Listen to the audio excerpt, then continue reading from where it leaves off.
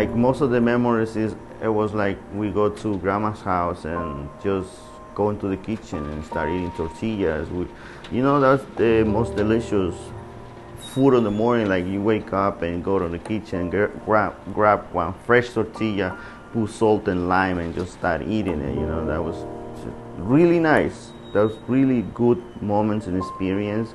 Or grandma's making food, so before the food is ready, she's like, "Oh, say, come on, mijito, ven a comer." I heard those voices. So those are the memories that I always had from my grandma. They always makes the food so delicious, and I feel like that's the way it's supposed. Everybody should cook on the house, on the restaurant, because it's your job, and also you're doing what you like it.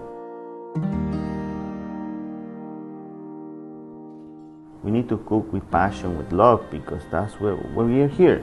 We're here to make love so people can love it, That's what I think it's about cooking.